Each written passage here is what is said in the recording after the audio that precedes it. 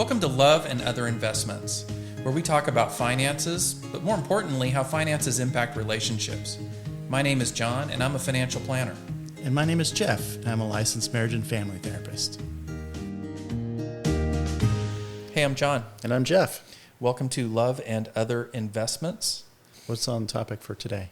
Well, I kind of had a fun experience a couple of weeks ago. I got to go to Denver and go to a financial conference. Doesn't that sound like fun? Not really, but I happen to know something about this story, so yes, I think it probably was fun. But that doesn't sound fun at all.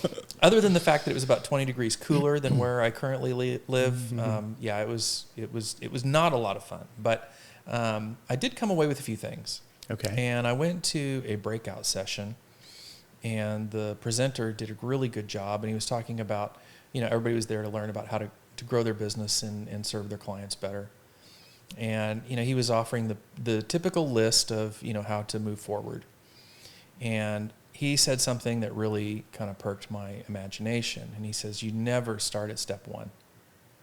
And I'm like, okay, what's the gimmick, right? Yeah. But he said, you gotta spend a little bit of time at step zero. And so I thought, you know what, that is really applicable to a lot of the stuff that we're talking about with people. So I want to spend a little bit of time talking about what the presenter was getting at when he mentioned step zero. So we've all gone on to either try a diet plan or a workout plan or an education plan or, whatever it is, right? Accomplish some goal. Accomplish some goal that's outside of our comfort zone. And we have had varying levels of success attempting these things. Speak for yourself. Right? Yeah. And some of them have just been abject failures. I mean, we all joke about the New Year's resolution, right? Oh, yeah. I mean, how long do those last? I mean, it's a cliche. Less than 24 hours. It's a cliche, pure and simple. So what is step zero? Step zero, quite frankly, is a simple thing, and that is taking a deep dive look at why haven't you changed this thing before? So, let's say that we're on a diet or a workout plan. You can pick either one of those. And it's not the first time you've contemplated that. Right. And it's probably not the first time you've tried and failed. And so we're always looking for, well, what's the better process to go through to get the result that I want? When maybe the real question is why is it that I keep failing? Why is it that I'm here in the first place? Yeah, okay. I'm with you. So, I think you probably experience this with individuals or couples that come in and start talking about a problem that they've had. Sure. It's probably not a new problem. Correct. And I'm betting that our listeners are not listening to this because they've just had their first argument about finances and relationships. Correct. Hey, we had an argument over just money. one. It's, we've been married for 20 years. It's never happened before. So let's go find the podcast. Yeah, we've got to figure this out. Right. So why haven't we been able to solve it? Why is it that good advice, simple advice, doesn't move us from point A to point B? I think it's we all live with a fantasy that happens to also be a fallacy. Ooh. Which is, I know, that's an alliteration, right? Uh-huh. Which is that we believe our minds are singular. If I say, I want to start a diet plan, at the moment I say it, I'm probably having some feelings of being convinced that I intend to do it. Mm-hmm. Yeah, there's only one track that I'm on currently. I'm good to go. Mm-hmm. I'm going to change my life this year for my New Year's resolution. I'm good to go. Mm-hmm. Should be able to lose about 5 pounds a month. No problem. I'm going to start tomorrow. 5 pounds a month. Let's see, if I do this for 3 months, that's 15. I hit my Yes. goal. Do the calculations. Yeah, yes. that puts me at let's see, what's October. You see the fantasy unfolding. I'm right? already ordering the clothes for fall. Exactly. And you've already gotten the food, whatever the food is, that you know what I mean? And maybe even cleaned out your cupboard from all the chocolate. And that ain't happening. I'm already off the plan. See, you just mentioned 2 things and I'm done. Let's go get a burger. Right. Right. Exactly. The truth is we're all motivated by multiple things at the same time. Mm-hmm. And I think what we all understand this intuitively. I don't think I'm saying anything new that people are going to be surprised by, but we're all in conflict. Our minds. Mm-hmm. I'm not talking about conflict with other people. I'm talking about the motivations we have for our life are in conflict with each other. Mm-hmm. A part of me wants to lose weight. A part of me really wants burgers, fries, and a vanilla shake. Mm-hmm. And when I go to make the decision about whatever my plan is, we're using a diet plan right now, that vanilla shake fantasy looks a lot better than that rice cake, that's like cardboard or whatever. I got to say, just real quick, vanilla shakes are surprisingly good. I mean, everybody likes the chocolate shake. Sometimes you go I do off like the chart, vanilla shake. but the vanilla shake is surprisingly Right. good. Surprisingly. Surprisingly. And also, not so surprisingly, you've just been diverted off your plan, right? Thank you for that lesson. Yes. So, I think all of us come to our decision making and our goals with an earnest heart and Mm-hmm. hopeful that we're going to achieve something that's important to us. But we don't always ask the question that I think your presenter pointed out, which is, what are the barriers inside myself, in my own mind, that have in the past or that could come up in the future as I attempt to seek the outcome of this goal. Yeah, change. So, and of course, we all know this through experience in life, that having somebody else there while we're trying to do these things always makes it easier. Really? It makes it a lot easier for you, right? Especially when they're having vanilla shakes. Right. It's amazing how, you talk about being of a single mind. Here's what I'm going to do. Probably one of the worst things that I can do when I get home is announce that I'm going on a diet. It just frustrates my family to no end, because what I'm saying is at least for a week until I get off of this kick, or until they can get me off of this kick, which is a whole different deal. Put the shake in front of you, huh? That's right. I'm messing with them too. Yeah, for sure. Because I'm not going to just eat my own food and, let them do whatever they want to do. Yeah, no doubt. All of a sudden, this is a rhythm for our family, Of course. not just my spouse, but Sure. the whole family. So I want to introduce maybe another idea, that it's not just that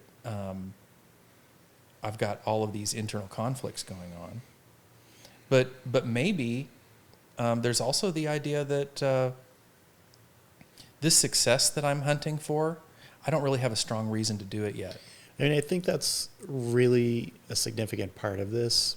If you don't understand why you're doing it, in other words, the motivation for why you might be doing it, then you go nowhere. And Even if it's a good thing. yes, even if you absolutely believe this would change your life, and that you want the outcome of it, unless you're sufficiently motivated. We make good money. We've gotten ourselves into debt. We argue about, what got us there and why we're still there. Yeah. And, obviously we would be much better off if we got out of this theoretical situation. Right. And yet, all of the plans in the world, all of the self-help books, all of the envelopes in the world Right. are not going to make this happen unless we know the why. Right. And unless the why is shared. And I would add another thing too, which is I strongly prefer a why that's expansive and positive and Mhm. hopeful. Mm-hmm. I'm not a super big fan of a why that's based on fear. Mm-hmm. I much prefer a why that's based on love.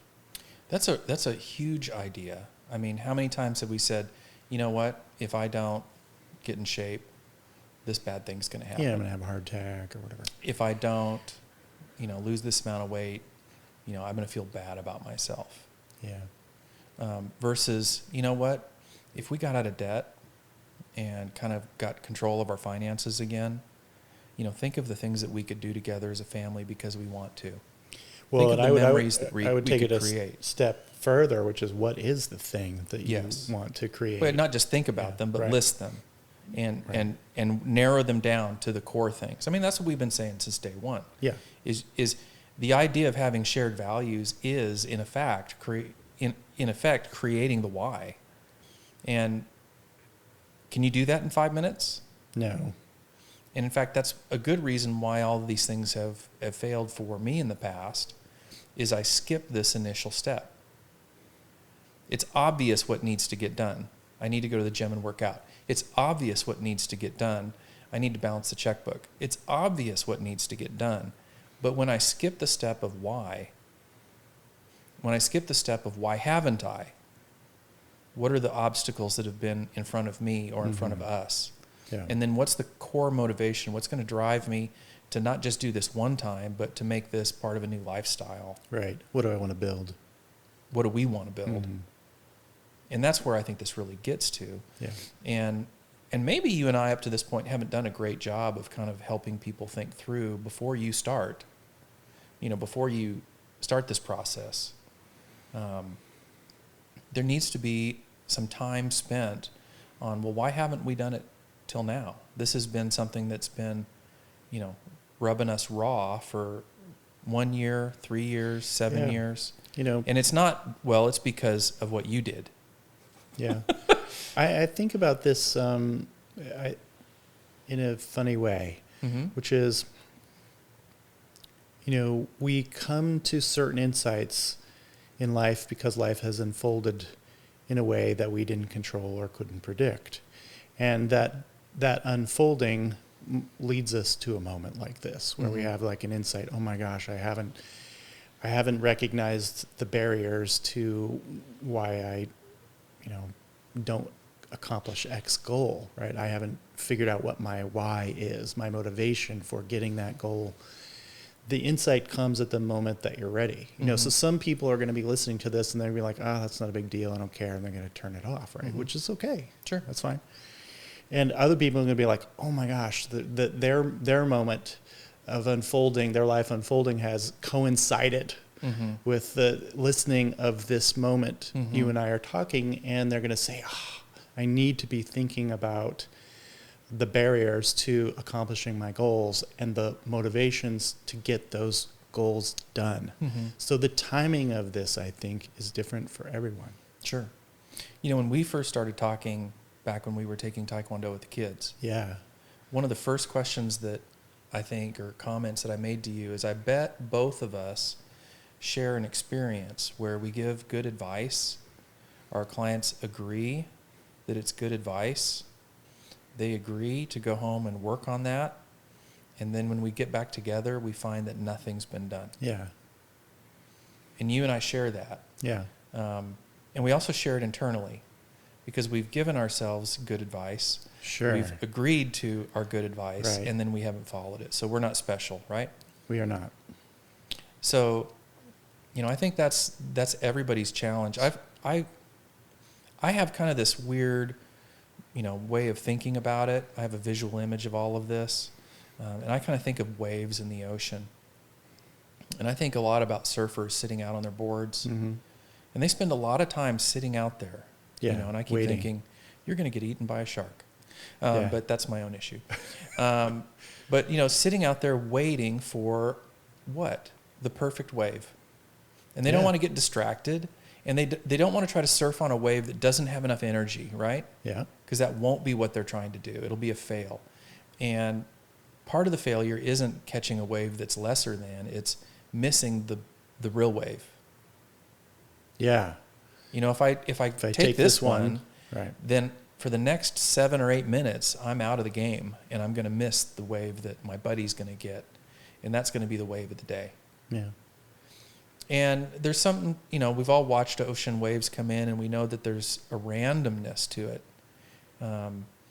So I kind of love the idea that the universe opens doors for us where maybe our motivation and our spouse's motivation come together. Maybe the why suddenly shows up.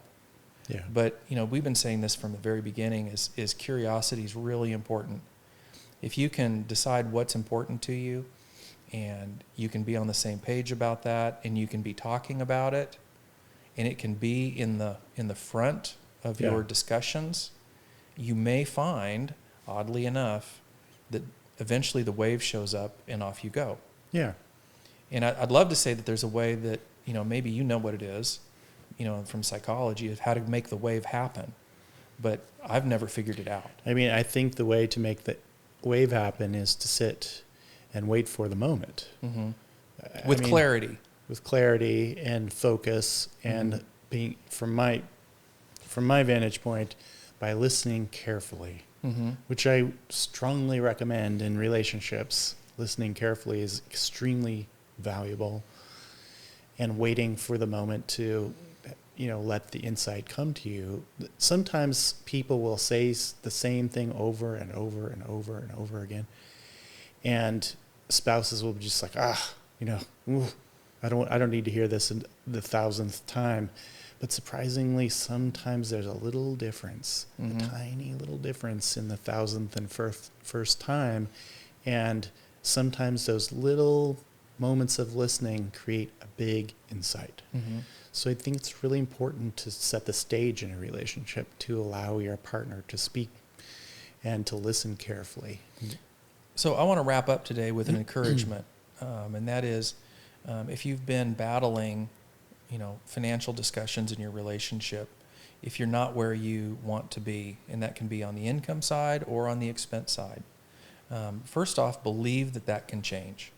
Believe that inside of your relationship with the two people you have, that under the right circumstances, that can change. And we've talked about alignment. Get as aligned as you can get, and invest in that. Invest your energy in getting aligned. And once you're both aligned, imagine yourselves both sitting on the same surfboard out in the ocean waiting for the wave. Look for it. And one will come along that you can catch and make some significant progress on. Yeah. Know the barriers to your progress. Know the motivation. Yep. Know your why. Yep. Great. Well, good job. Hey, we'll talk to you next week. See you next week. All right. Hey, thanks for listening. Please leave us a review and follow us so you don't miss an episode. If you'd like to learn more about us, please visit relational-media.com.